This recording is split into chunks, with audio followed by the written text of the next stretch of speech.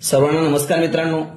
आज गणितातील कोण या घटकावर मित्रांनो एक महत्त्वपूर्ण प्रश्न घेऊन आलेलो आहे। प्रश्न कसा आहे पहा, एका कोनाच्या कोटी कोनाच्या आणि पूरक कोनाच्या मापांची बेरीज 194 अंश आहे, तर त्या पूरक कोनाचे माप किती? मित्रांनो तुम्ही सुद्धा हा प्रश्न सोडवण्याचा प्रयत्न करा आणि उत्तर किती येतं कमेंट बॉक्समध्ये नक्की कळवा। कारण या प्रश्नाचं उत्तर काढताना जास्तीत जास्त मुलांच्या चुका झालेल्या आहेत, कारण उत्तरच कसं काढायचं हे मुलांना लक्षात येत नाही। आता या प्रश्नाचं उत्तर काही सेकंदामध्ये निघतं मित्रांनो, आणि ते पण सोप्या पद्धतीने समजून घेऊया। मित्रांनो या प्रश्नामध्ये अशा प्रकारच्या प्रश्नामध्ये काय केलं जातं बघा मित्रांनो, तुम्हाला एखाद्या कोणाच्या कोटी कोण आणि पूरक कोणाची बेरीज दिली जाते। आता या ठिकाणी पण तेच केलेलं आहे मित्रांनो। उत्तर काढण्याची कधी सोपी ट्रिक समजून घ्या मित्रांनो। बेरीज कोटी कोणाचे माप,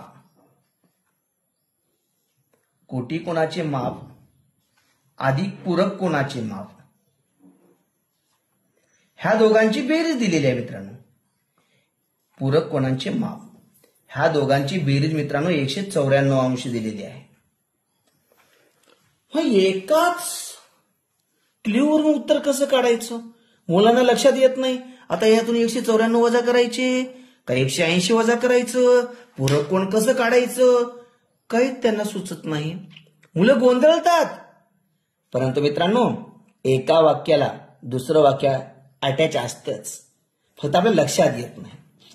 मित्रांनो असा प्रश्न आला त्यांनी बेरीज दिलेली असते मित्रांनो, त्यांनी वजाबाकी देत नाही, कारण त्यांना माहित आहे की पूरक कोण आणि कोटी कोण यांच्या वजाबाकीचा नियम तुम्हाला सर्वांना माहित आहे, हा त्यांचा अंदाज असतो।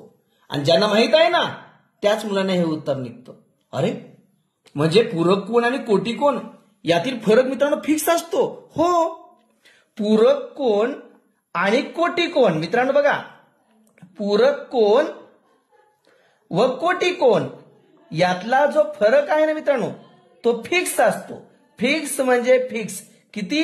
90 अंश। तुम्ही कोणता पण पूरक कोण घ्या, कोणता पण कोटी कोण घ्या, एखाद्या कोणाचा त्यातला फरक 90च येणार, 89 पण येणार नाही आणि 91 पण येणार नाही। हा नियम दिला का इथं? हे वाक्य दिलं का? असेच प्रश्न असतात गणितात, तुम्हाला अंदाजे धरलं जातं मित्रांनो। ही गोष्ट तुम्हाला माहित आहे, त्यांनी फक्त बेरीज द्यायचं काम केलं, वजाबाकी घ्यायचं काम आपलं आहे। मग आता बेरीज माहित झालं, वजाबाकी माहित झालं, फरक माहित झालं, मग आता काढायचंय काय? पूरक कोण। पूरक कोण मित्रांनो, पूरक कोण हा कोटी कोणापेक्षा नेहमी मोठा असतोच, वाक्य लिहून ठेवा। पूरक कोण कोटी कोणापेक्षा नेहमी मोठा असतोच। मग आता मोठ्याचं माप काढायचं, पूरक कोणाचं माप काढायचंय, मोठ्याचं माप काढायचंय, मोठ्या कोणाचं माप काढायचं आहे मित्रांनो। माझा युट्यूबवर व्हिडिओ आहे बघा, मी 4 in 1 ट्रिक्स म्हणतो मित्रांनो। वयवारीमध्ये कामाला येते, संख्येच्या किमती काढता येते, वस्तूच्या किमती काढता येतात, ती 4 in 1 ट्रिक्स इथं कामाला येते। पूरक कोणाचं माप, मोठ्या कोणाचं माप करताना मित्रांनो ही बेरीज आणि हा फरक या दोघांची बेरीज करायची आणि त्याला 2 न भागायचं। साधं लॉजिक आहे बघा, किती भारी लॉजिक आहे। काय केलं मित्रांनो, ज्या वेळेस मोठ्या व्यक्तीचं मोठ्या कोणाचं माप काढायचं असतं त्यावेळी त्या दोघांची बेरीज अधिक दोघांतला फरक या दोघांची बेरीज करा मित्रांनो आणि त्याला 2 न भागा। आता या दोघांची बेरीज करूया, 194 अधिक 90 व्यवस्थित करा, कारण बेरजेमध्ये चुका व्हायला नको मित्रांनो। 4 9 9 18 हाताला 1 1 आणि 1 284, 284 ला 2 न भागा, कारण नेहमी निमपट करायची। 284 ला 2 न भागा, बे 1 बे, बे चोक 8, बे 2 4, 142 अंश मित्रांनो आपला पूरक कोण आला। हो खरं पूरक कोण आला 42 अंश। आता तुम्ही म्हणता सर खरंच उत्तर बरोबर आहे का? हो अहो आपण पूरक कोणाचं माप काढलं ना, मग आपण कोटी कोणाचं पण काढून बघूया का तुम्हाला लक्षात राहण्यासाठी? खरंच उत्तर बरोबर आहे का? खरंच दोघातला फरक 90 आहे का सर उग म्हणायलेत? समजून घेऊया मित्रांनो। ज्याप्रमाणे पूरक कोणाचं माप काढलात ना तुम्ही, मोठा व्यक्ती आहे, मोठा कोण आहे म्हणून मित्रांनो अधिक केलात, त्याचप्रमाणे मित्रांनो कोटी कोणाचं माप करताना मित्रांनो ह्या दोघांची वजाबाकी करायची, बाकी काही करू नका मित्रांनो। ह्या दोघांची वजाबाकी करा फक्त तुम्ही, कोटी कोणाचं माप तुमचं निघतं मित्रांनो, कोटी कोण. 194 मधून 90 गेले मित्रांनो, 104 उत्तर आलं. बघा 104 ची निमपट करा, उत्तर 52 येतं.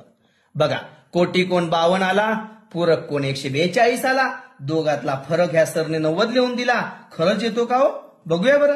2 मधून 2 गेला 0, 14 मधून 5 गेला 9, 90 फिक्स मित्रांनो उत्तर आहे का नाही?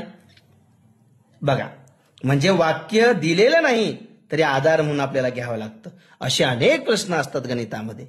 तुम्हाला आजचा व्हिडिओ कसा वाटला नक्की कमेंट मध्ये कळवा.